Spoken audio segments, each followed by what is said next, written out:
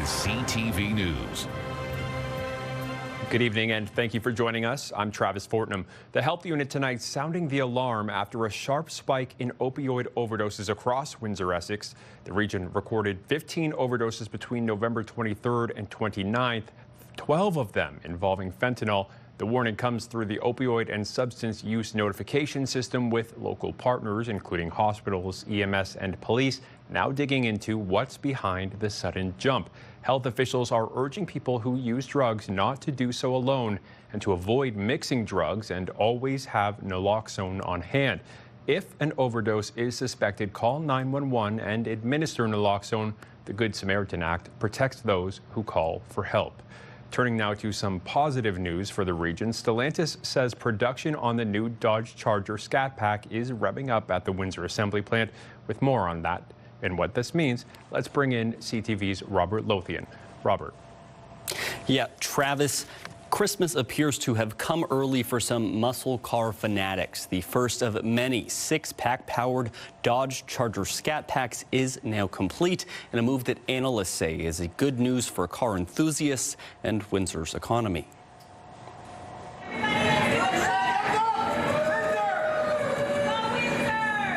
A staple of what Dodge is calling the Charger multi-energy lineup, the first six-pack powered 2026 Dodge Charger Scat Pack rolling off the line at Windsor Assembly. Today is all about multi-energy and giving people a power of choice, and we're excited to be bringing an all-wheel drive muscle car to market that is perfect in all weather capability conditions. Built with 550 horsepower, this Charger reaches 60 miles per hour in just under 4 seconds.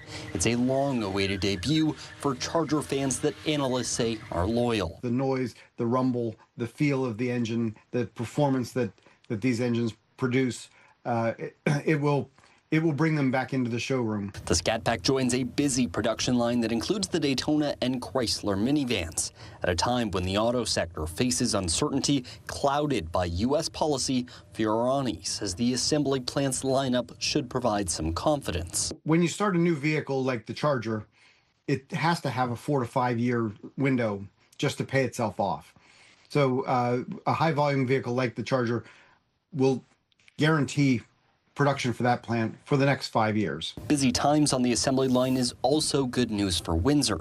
To meet production, the return of the third shift adds 1,500 new jobs, with Dodge saying hiring is already underway. Just like the steady volume of the minivan, getting the Charger buyers back will bring jobs into the Windsor plant and keep them steady for years to come. Those eager to see the new Charger for themselves won't have to wait too long. Dodge says the vehicle will begin making its way to dealerships later this month. Travis. All right. CTV's Robert Lothian. Thank you, Robert. That's Robert Lothian reporting tonight. As Diageo moves forward with the closure of its Amherstburg bottling facility, the Premier is standing by his threat to remove its products from LCBO shelves. This past weekend, 89% of the facility's 200-plus employees voted in favor of a closure agreement. When asked to comment on that, the Premier's office issued this statement. The Premier had been clear, unless Diageo reverses its decision to close its Amherstburg plant, all options, including removing its products from LCBO shelves, are on the table. Our government will always have the backs of Ontario workers. The statement goes on to say no decision on products will be made until February. That's when the plant is set to close. Frequent power outages have been a real frustration for residents throughout the county, and now representatives from at least one community are demanding answers. CTV's Chris Campbell has more.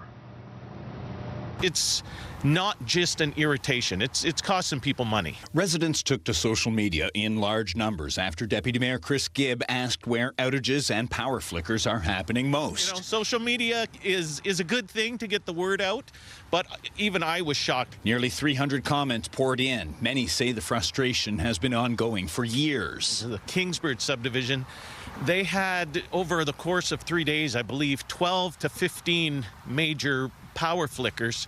So residents from that area reached out to council. Those concerns stretch beyond homes and into local businesses. If it goes out, it puts a lotto machine out, and that takes, 15 minutes or so to come back on. So if you get 3 or 4 in the morning, then you're in trouble. We also spoke with residents on the street, all echoing similar worries about lost work, damaged appliances, and reliability. I always ask somebody, did your power go out too today? And it goes off and on. Sometimes it goes off and on. And you're like, okay, I'm not setting the clocks again until it gets steady. I'm just moving back to Ottawa. This is just incredibly stupid.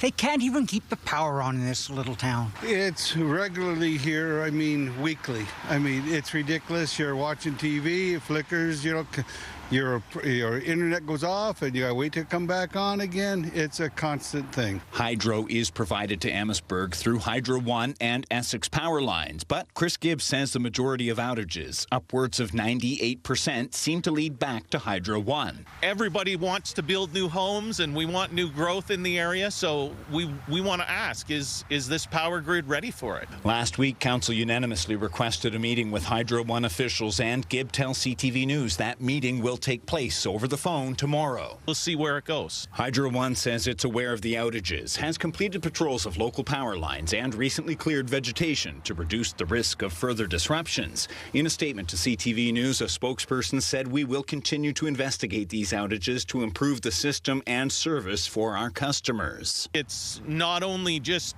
part of Amherstburg, all of Amherstburg, and even people from other communities in the region. So I think it could be a Windsor-Essex issue. Chris Campbell, CTV News. And it was a rough start to the day for some commuters in Amherstburg. Slippery road conditions catching some drivers off guard. CTV's Bob Belichico gives us a glimpse of what happened. It was a busy morning for local towing company AM/PM. This vehicle slid through the stop sign and into the ditch on Alma Street at Concession 5 North.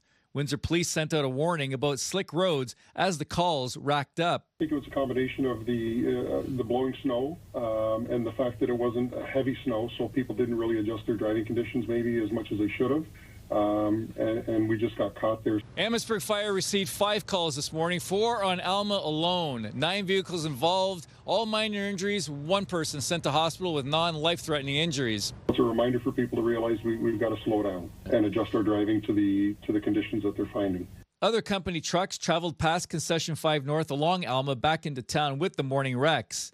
Now, recent snow, along with a chance of flurries and sub-zero temperatures in the forecast, reminds us winter is around the corner, less than 3 weeks away. So, we want to always remind people, snow tires are always important. Make sure we're brushing off all the snow from our vehicles, from the tail lights and the headlights, to make sure that the cars in front can see your brake lights going on. Leave a bit earlier.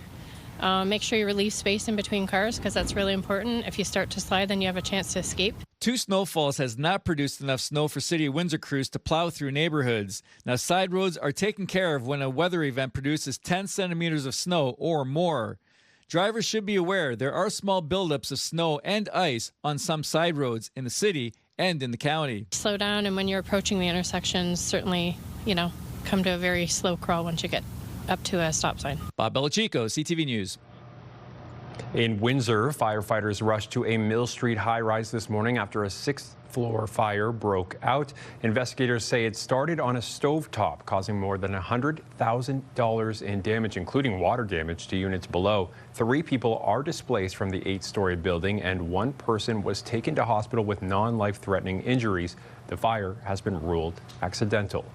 A Niagara area judge is now 6 weeks into a double murder trial tied to the death of a young woman from Essex. 20-year-old Juliana Panunzio and 18-year-old Christine Crooks of Toronto were shot and killed at a house party in Fort Erie back in January 2021. Christopher Lucas, a 27-year-old from Toronto, has pleaded not guilty to 2 counts of second-degree murder. Jurors have heard Lucas was on probation in the months leading up to the shooting, missing multiple check-ins, and that his cell phone stopped being used right around the time of the killings after being active daily. The Niagara Falls Review also reports police later seized a pair of pants and a sweater they believe Lucas was wearing during a search of an Oakville apartment linked to him. The trial is expected to continue for several more weeks. A major nicotine bust at the Ambassador Bridge. The Canada Border Services Agency says that over just 4 days, officers seized more than 92,000 kilograms of undeclared nicotine products in the haul. 40,000 vapes plus 149 kilograms of nicotine tins and 162 kilograms of pouches. The CBSA says those investigations are ongoing.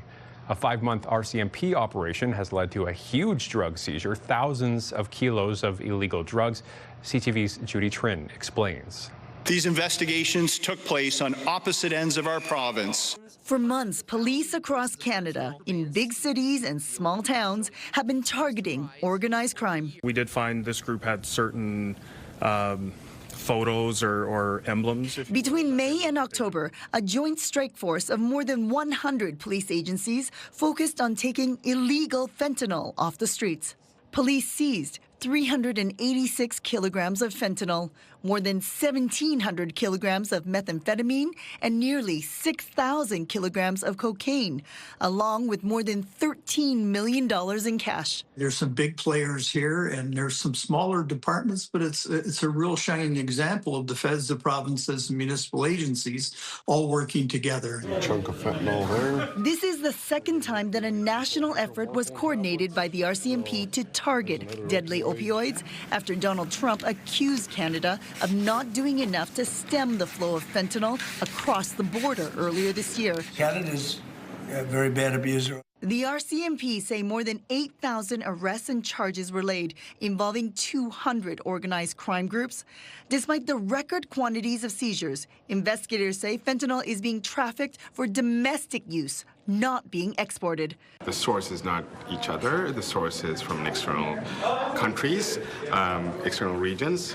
So fentanyl is not going certainly from Canada to the U.S. The RCMP say China continues to be the biggest source of precursor chemicals that go into the making of illegal fentanyl.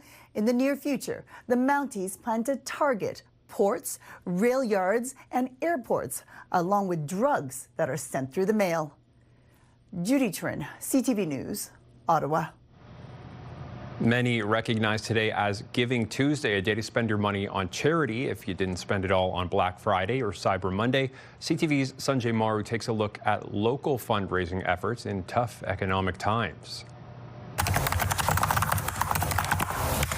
It seems endless, the number of organizations making an appeal to the public for Giving Tuesday, a global day of generosity encouraging people to donate, volunteer, or support causes they care about, taking place the Tuesday after American Thanksgiving as a counterbalance to Black Friday and Cyber Monday. I'm Kyle Kutstra, president of the Windsor Symphony Orchestra Board of Directors. I'm Becky Parent. I'm the executive director of Big Brothers Big Sisters of Windsor Essex. I'm Lynette Bay. I'm the executive director for the Windsor Essex County Humane Society. And I invite you to take part in Giving Tuesday. Giving Tuesday. Please give for our Giving Tuesday campaign. But with so much financial uncertainty and the cost of everything rising, are people actually giving on Giving Tuesday? It's really, really amazing when you think about, what's going on, some of the challenges that Canadians feel with the economy today. Despite economic turbulence, new data from BMO shows 65% of Canadians plan to give back this holiday season. About half say they're giving to support causes they care about, but many are feeling stretched, and nearly a third expect to donate less this year. There are a lot of different charities and a lot of different community organizations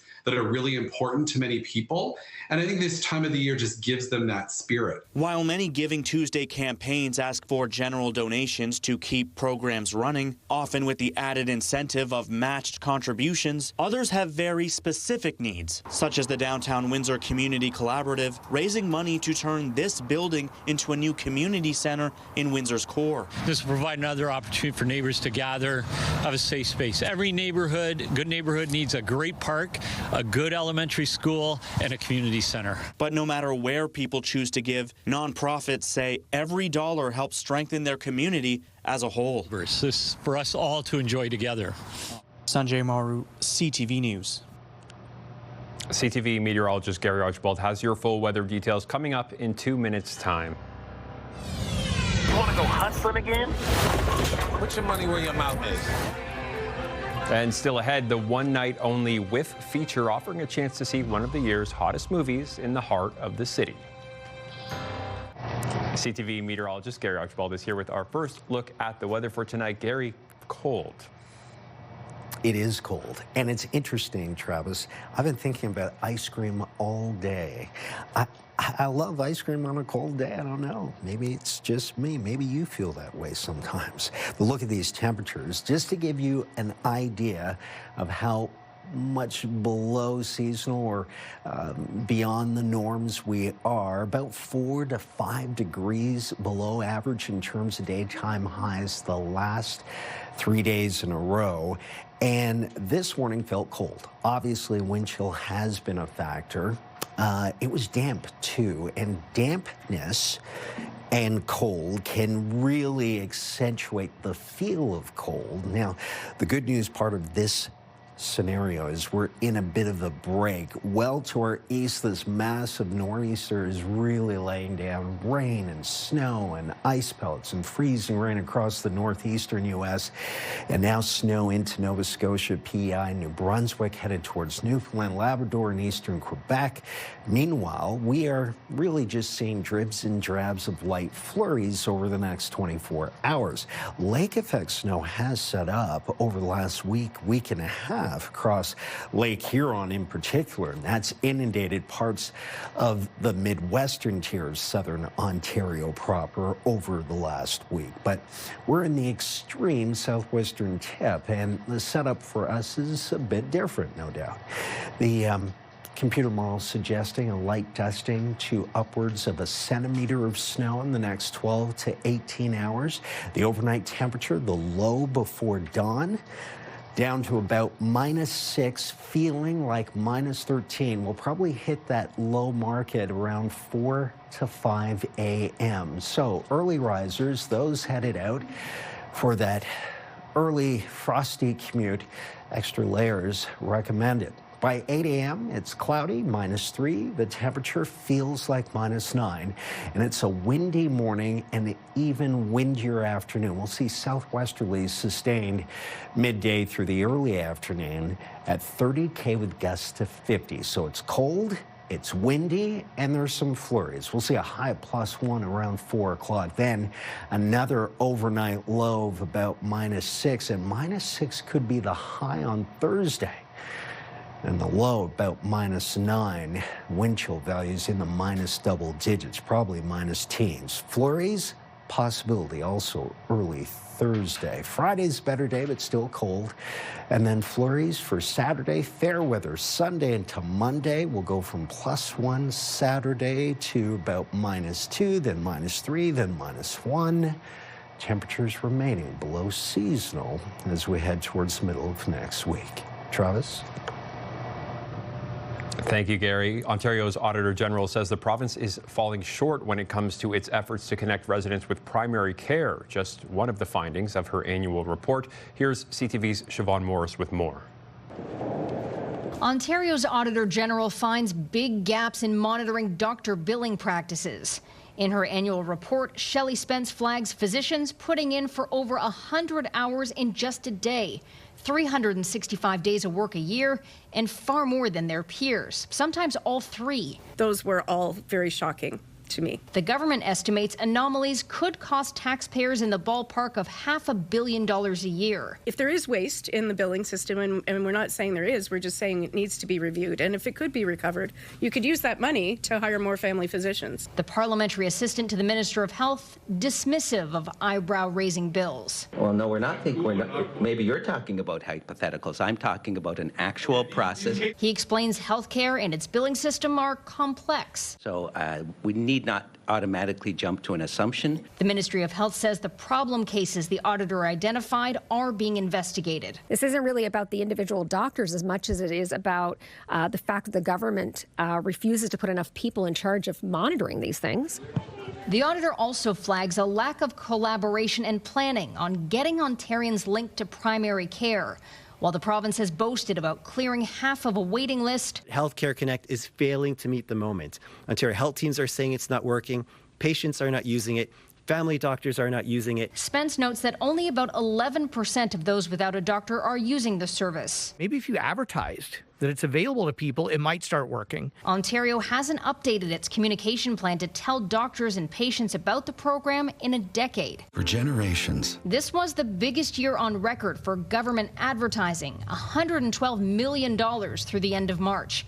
38% of that bill covered ads the Auditor General describes as being mostly to foster a positive image of progressive conservatives. It's important both before or after an election cycle for the public to be informed with nonpartisan government advertising. That is what we're doing. That is what we're committed to. A rule change by the previous Liberal government allowed this kind of advertising. That was the wrong thing to do.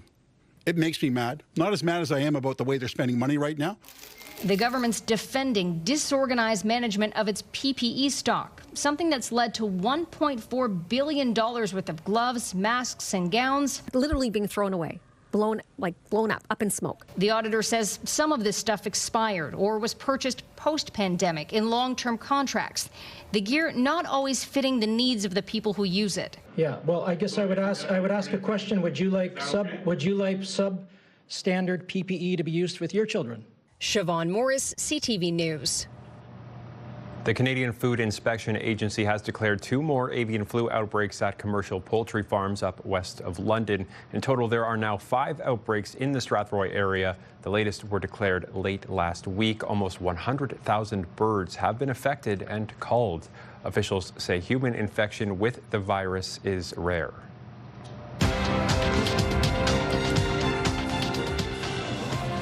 Canada's main stock index was weighed down by losses in the energy and base metal sectors. The TSX fell 53 points in New York. The Dow gained 185. The Nasdaq added 138. The Canadian dollar is down 0.04 cents on commodity markets. Gold lost $54 an ounce. Oil fell 68 cents a barrel. Online or at the box office. If you haven't already hung Christmas or holiday lights at your place, perhaps you're planning to. Well, if they'll be outside, you should know how hard the winter weather can be on string lights, but there are some things you can do to try and make them last. Here's CTV's Pat Foran with more. Some homes are already decked out for the holidays, and some homeowners spare no expense to have their properties look great for the festive season. It never seems to fail. Every year when I do my Christmas and holiday lights, there always seems to be at least 1 or 2 strings that don't work, and it's hard to know when should you fix them and when should you throw them out. Number 1 rule is to make sure that you unplug things before you attempt to fix them. Kyle Tobin of Christmas Lights Toronto says his company has been decorating homes for the past 35 years. He says, unfortunately, many holiday lights are not built to last. The problem is that consumer lights, retail version lights, are not designed to withstand more than 1 or 2 seasons, whereas commercial grade lights are meant to be replaceable. Parts can be retrofitted so that they can be maintained to last many years. Tobin says wet, freezing temperatures are also hard on outdoor lights. Brittle wire, water, and corrosion. Those are the biggest culprits of things that make a light strand disposable. If you have a strand that won't light, there are 2 fuses behind a small door on the plug. Replacing them with fuses that came with your original set or that you purchased separately could fix the problem. If this doesn't fix it, there's a good chance you need to throw out your lights. Plug her in, and if it works, then you've probably solved the problem. Also check bulbs for corrosion. When this corrosion happens from moisture getting in and age, you develop something that's going to interrupt the flow of electricity. A recap: 4 common fixes for burnt-out string lights. Replace the fuses, swap burnt-out bulbs, check bulbs and the cord for damage, and if bulbs are rust-colored and the wire is brittle and frayed, recycle the lights and get a new set. Tobin says using damaged lights is not worth the fire risk, as you want to be sure you have a safe holiday season. Pat Foran, CTV News.